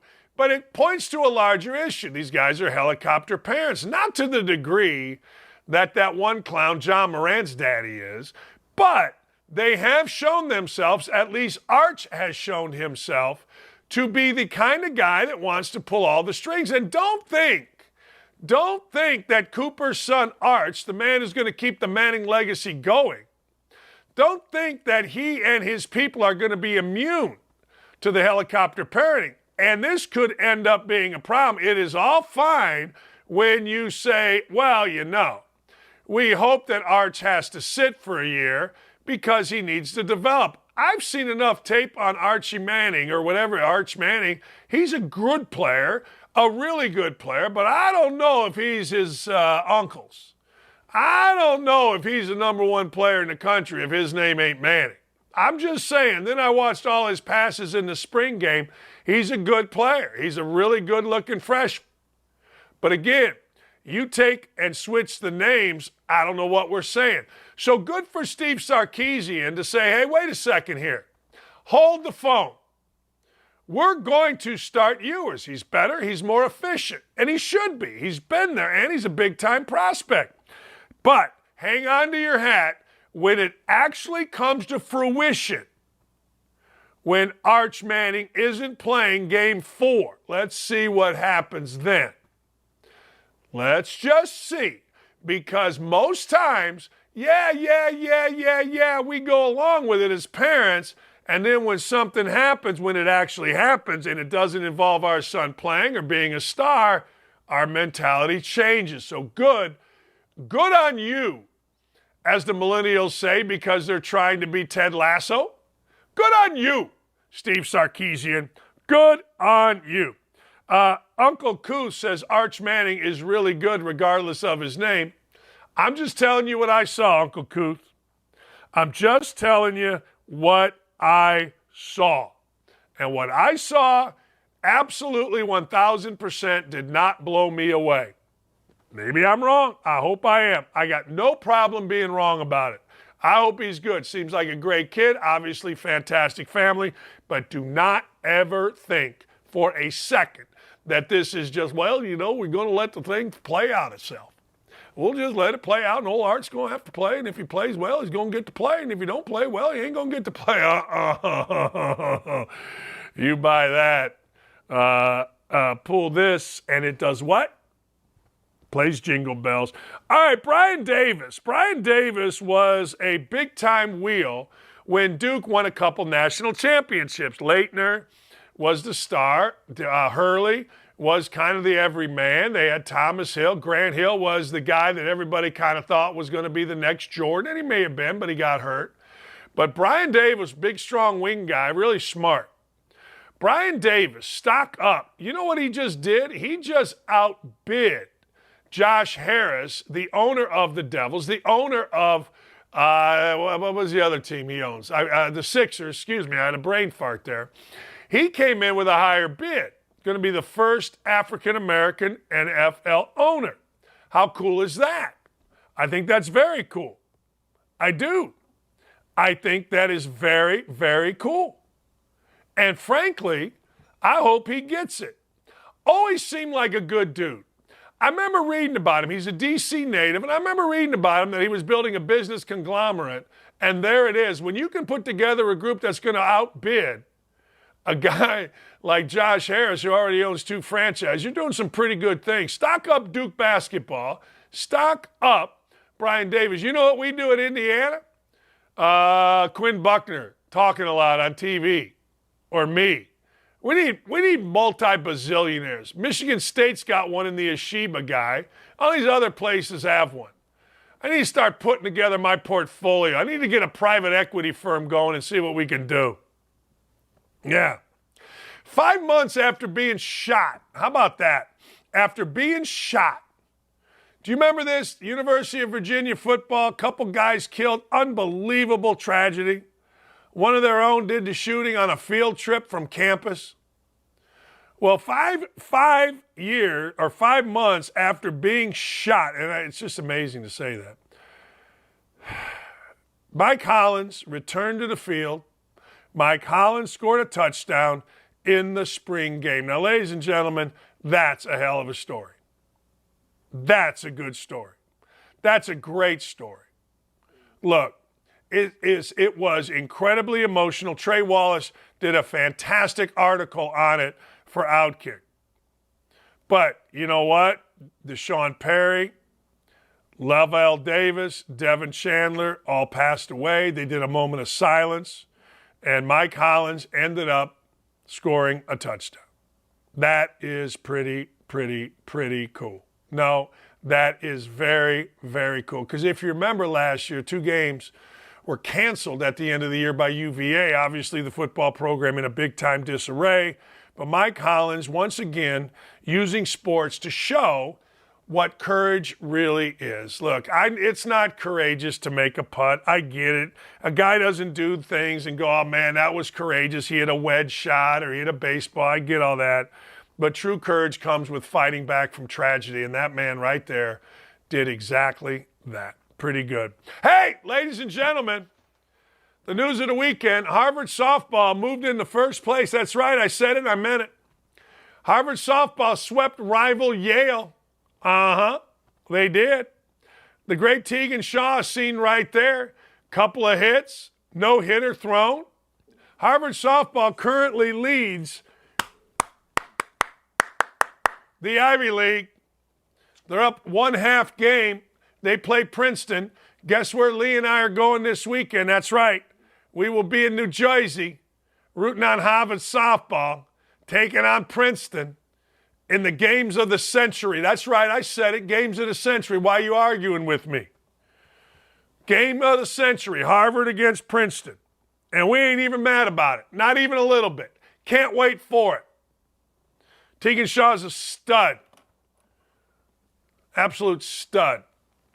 Don't at me either. Don't even think about adding me. So good for Harvard softball. They went into Yale. No, they didn't. It was at home.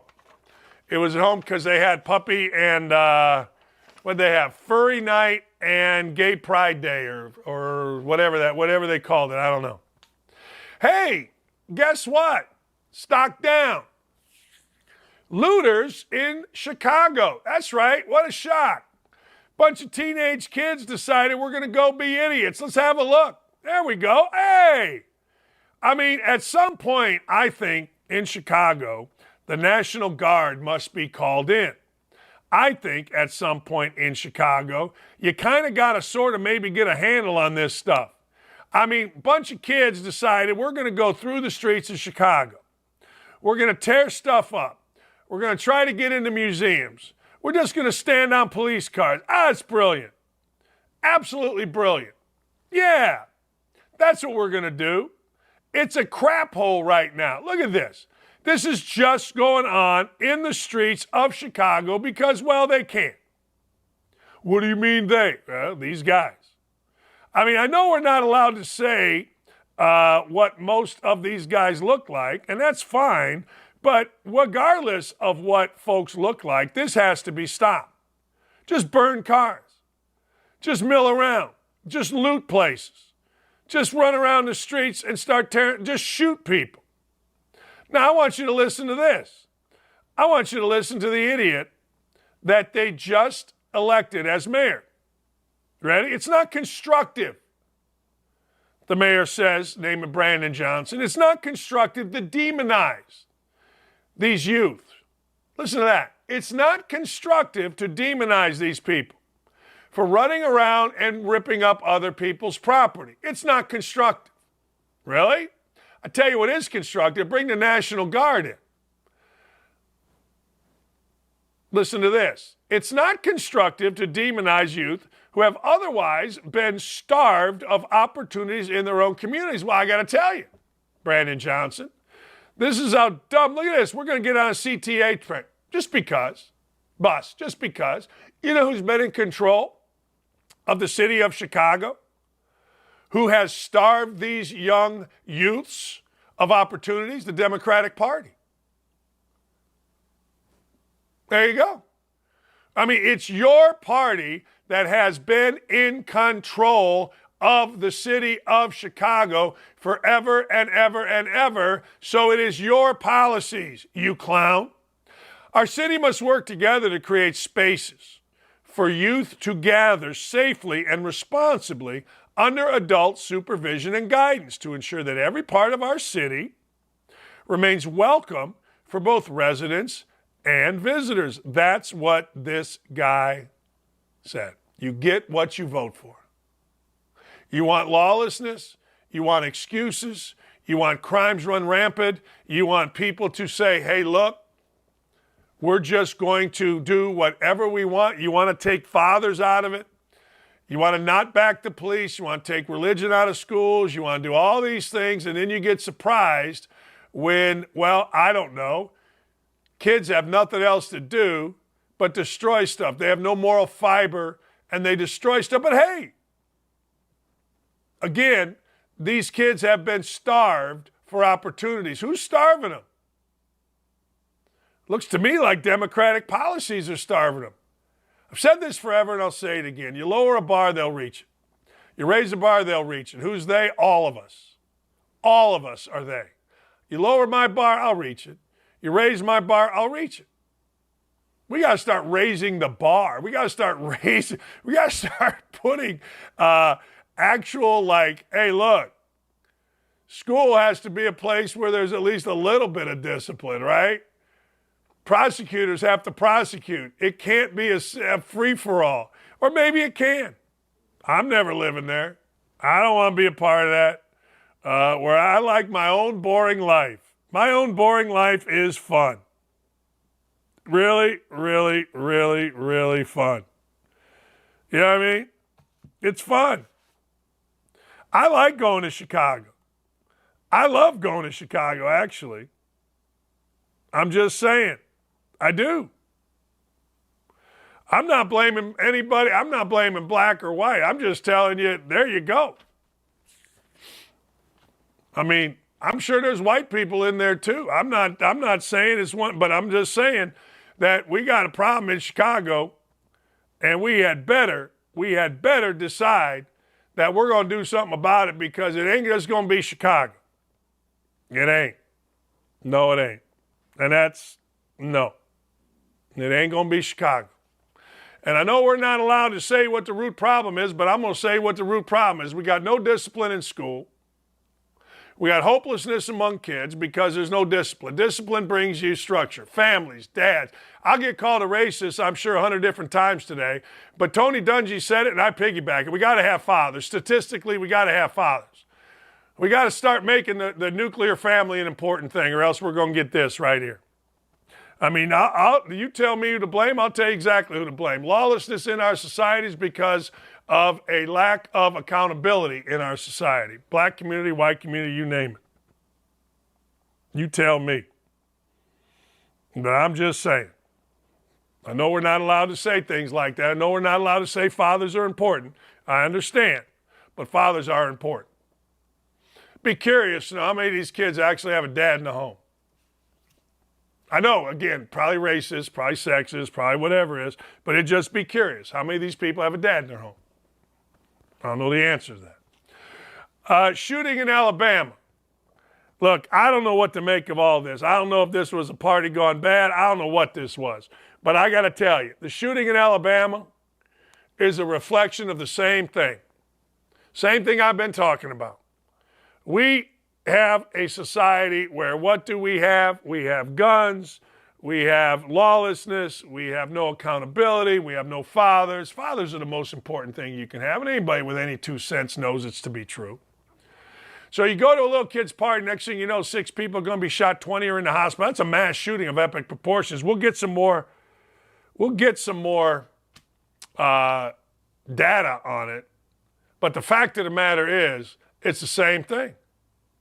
It's the same. You can talk about trans hate, white supremacies. You can talk about whatever you want in this country. But the lack of accountability and the lack of fathers is the enemy of all of us. Black, white, Hispanic, I don't care. Born here for generations, just came over from somewhere. Lack of fathers, lack of discipline in schools, lack of discipline anywhere is the number one threat to our society. It just is. And I'll take whatever heat comes with that. Because I know everything, all the heat comes with all that stuff. All right, of course you know this is going to happen. Some rapper named E40, got kicked out sitting in the front row for arguing. I guess he was going at some woman is going at him. Nobody knows the backstory. I have no idea the backstory. Jalen Rose did a big video. He doesn't know the backstory. Nobody knows the backstory. Nobody. But the fact of the matter is this happened. And the fact of the matter is this. E40, there's always a backstory. Nobody in the media knows the backstory. E40 and the woman know the backstory. And of course, you know what E40 did? No matter what my success, it still shows that a white woman can get a black man kicked out. Let me tell you 2 things about that. Number 1, nobody knows the story. Number 2, the last thing in the world. The last thing, I know these guys. I know ushers. I know general managers. I know president of the Pacers. Last thing in the world they want to do is kick anybody out sitting on the front row. The last thing they want to do. Anybody, let's just be totally honest. Last thing any white organization wants to do is throw an African-American popular man out of a game. Period. That's the last thing. But they did. So there's got to be a backstory to it. I wouldn't believe either. I wouldn't believe the woman. I wouldn't believe it. I don't know. But it was egregious enough that they told this guy to get going. Stock down. Don't get kicked out of the game. Stock down to Joe Biden just because Joe Biden needs stock down. Is there any other reason it needs to be said other than Joe Biden stock down? I don't even know what he did this weekend. I was too busy winning money in Vegas. But stock down Joe Biden. Yeah, stock down. SNL, Saturday Night Live, decided they were going to jump on the bandwagon of kids getting sex change operations. Okay, that's what you're going to do. See, SNL did not even know their history. They call this their first transgender person or whatever, non-binary, whatever the hell the words are. I don't even know and I don't care. It's not my fight. But they also had Pat back in the day. The gender-neutral, non-denominational, whatever the hell, Pat. And nobody ever knew whether Pat was a boy or a girl. It was funny. It was clever, smart. Now they just bring out Chris Farley's sister or brother, whatever this is, and start saying that kids should be able to change their sex. I like Pat. Pat was fun. It was. Pat was good. All right. What do we got? What do we got? We got any wokeness? We got a lot of wokeness at the end right there. Oh, my God. Yeah, man. D.C. police. See, this is what I'm saying. Our cities are a mess, and if you don't think they're a mess, I don't know what to tell you. Maybe hope is not alive. Certainly police officers are overwhelmed. Certainly people feel like they can go do whatever they want because in most cases there's no accountability in their lives. And why do police want to deal with this? I mean, you think about it, you're trained to do something. You do something wrong as a police officer, and it might not even be wrong. It just might be perceived as wrong. And of course, I'm not talking about, the ridiculous and asinine killings of people that we've seen. I'm not talking about that. I'm talking about other things. The next thing you know, you get fired, you lose your job, and you're branded. I don't know why anybody would want to be a cop, and the money's not great. You make the money great, anybody will want to be a cop. But what the cops have had to do is they've had to lower standards, which we saw in Memphis was a complete train wreck. And now you can't get anybody to be a cop. Who would blame them? Who the hell wants to be a lifetime, or not a lifetime, but who the hell wants to be behind bars because of something you were trained to do that just showed up bad? I don't know. I'm not saying that's what happens all the time, but it just seems like police are under constant attack, and the chances of you ending up either getting fired or behind bars are a lot bigger than the chances of you getting a promotion and being great. Who the hell wants to do that? I don't. What else we got as we end this wonderful show today? Defund the police, really? You are. You're doing it. Oh, the Babylon Bee. Oh, man. Oh, man, homelessness, and more homelessness. I got to tell you, it's a problem. Again, I go to the same thing. Let me finish with this. There isn't anybody in this world that doesn't need discipline or want discipline. There isn't anybody in this world that doesn't want direction. There isn't. I'm sorry. You can say there is. You can act like there is. But there is nobody in this that doesn't want direction. Everybody wants to be helped. Everybody wants to be held accountable. They don't admit it. They don't like it. Even the Bible says just because you can do everything means you shouldn't. Don't do it. Have parameters. We've got no more parameters. It's killing our society. We've got no more parameters on kids. We've got no more parameters on anything. It's killing us. It's absolutely killing us. We'll be back tomorrow with more. This might be the greatest show ever. You get a ton of sports, you get a ton of opinion, you get a ton of interaction. People that say stick to sports, are you crazy? We ain't sticking to sports. We got too much to say. Thanks to Mike Brey. He was awesome. Great job getting him, Aaron and Dylan. Thanks to Chad Withrow. I'll be on their show at 3:20 this afternoon. That's usually my time, Eastern time. Charlie Arnold, congratulations coming on over from ESPN. I think she's got a show that's going to start before mine. Fantastic. Let's make damn sure we take care of each other. Let's make damn sure we take care of our loved ones. Have a great afternoon, everybody.